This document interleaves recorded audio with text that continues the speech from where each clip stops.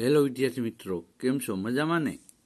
આજે આપણે ધોરણ 12 આંકડાશાસ્ત્ર વિષય, જેનો વિષય કોડ છે 135, તેનો અભ્યાસ કરવાનો છે.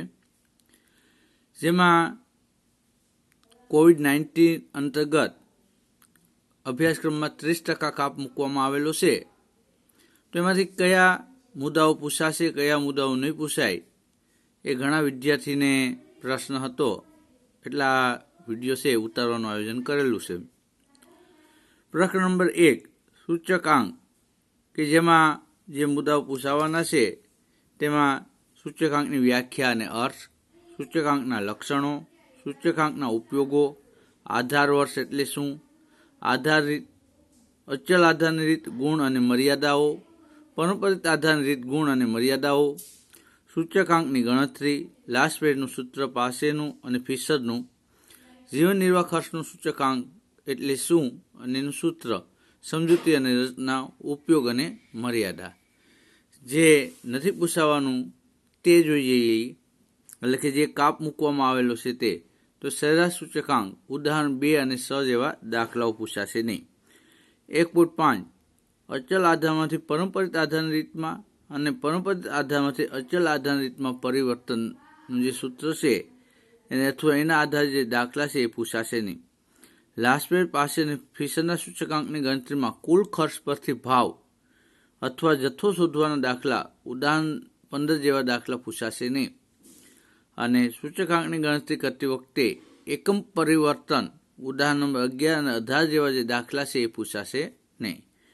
બીજા પ્રકરણ પર આવી જઈએ તો સુરેખ સહસંબંધ, જેમાં પ્રસ્તાવના જે પૂછાવાનું છે તેમાં પ્રસ્તાવના, સુરેખ સહસંબંધનો અર્થ અને વ્યાખ્યા, સહસંબંધ અને સહસંબંધ આંકનો વ્યાખ્યા, કાલપેશની ગુણન પ્રઘાતની રીત, સહસંબંધાંકના ગુણધર્મો, સહસંબંધાંકની કિંમતનું અર્થઘટન અને સ્પીયરમેનની ક્રમાંક સહસંબંધાંકની રીત.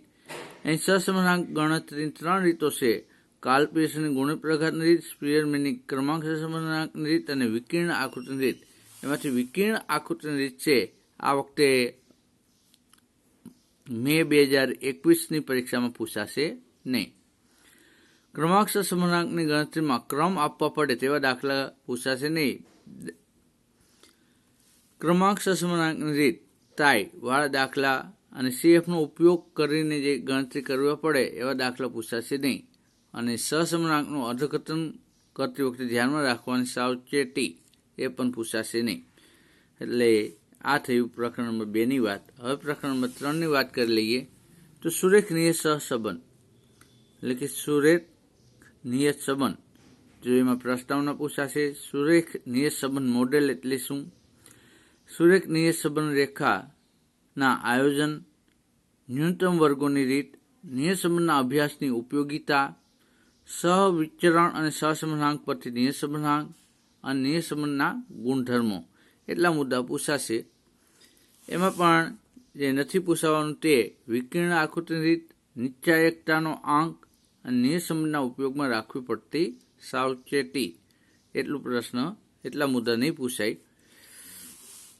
પ્રકરણ નંબર 4ની વાત કરીએ તો સામયિક શ્રેણી, તો કે સામયિક શ્રેણી પ્રસ્તાવના, અર્થ, મહત્વ, વ્યાખ્યા અને ઉપયોગો, સામયિક શ્રેણીના ઘટકો, સામયિક શ્રેણી વલણ માપવાની રીતો, ન્યૂનતમ વર્ગોની રીત અને ચલિત સરેરાશની રીત, એટલા મુદ્દા પૂછાશે. એમાં આલેખની રીત અને ચલિત સરેરાશની રીતમાં 4 માસ અથવા 4 વર્ષની ચલિત સરેરાશ એ પૂછવામાં આવશે નહીં. એ દાખલો છે અઘરો પડતો, એટલે એ પૂછાશે નહીં. એટલે ઘણું સારું થયું કહેવાય. હવે ભાગ 2નું પ્રકરણ નંબર 1ની વાત કરીએ તો સંભાવનામાં પ્રાસ્તાવિક, યાદચ્છિક પ્રયોગ અને નિદર્શનનો અવકાશ. યાદચ્છિક પ્રયોગ એટલે શું, નિદર્શ અવકાશ એટલે શું, ઘટના, ચોક્કસ ઘટના, અશક્ય ઘટના અને વિશિષ્ટ ઘટનાઓ, સંભાવનાની ગાણિતિક વ્યાખ્યા, સંભાવનાનો સરવાળાનો નિયમ. જે નહીં પૂછાવાનું તેની વાત કરીએ તો કે શરતી સંભાવના ગુણાકારનો નિયમ, શરતી સંભાવના, નિરપેક્ષ ઘટનાઓ, સંભાવના ગુણાકારનો નિયમ, પુરવણી સહિત અને પુરવણી રહિત પસંદગી અને સંભાવનાની આંકડાશાસ્ત્રીય વ્યાખ્યા, એટલા મુદ્દા પૂછાશે નહીં. ત્યાર પછીનો પ્રકરણ નંબર 2 ભાગ 2માં યાદશિક ચલ અને અસતત સંભાવના વિતરણ. એમાં મુદ્દા નંબર 1 યાદશિક ચલના પેટા મુદ્દા અસતત યાદશિક ચલ અને સતત યાદશિક ચલ અને દ્વિપદી સંભાવના વિતરણ, દ્વિપદી વિતરણના ગુણધર્મો, દ્વિપદી વિતરણના ઉદાહરણો આ પૂછાશે. જે નહીં પૂછવાનું અસતત સંભાવના વિતરણ નહીં પૂછાય અને અસતત ચલના સંભાવના વિતરણના ઉદાહરણો એ પણ નહીં પૂછાય અને મધ્યક અને વિચરણ નહીં પૂછાય. એટલે 30% ઘણું બધું કાપ મુકાઈ ગયો છે અને ખૂબ સરળ પ્રકરણ થઈ ગયું. પ્રકરણ નંબર 3 પ્રામાણ્ય વિતરણ. તો કે પ્રામાણ્ય વિતરણમાં પ્રસ્તાવના, સંભાવના ઘટકત્વ વિધેય.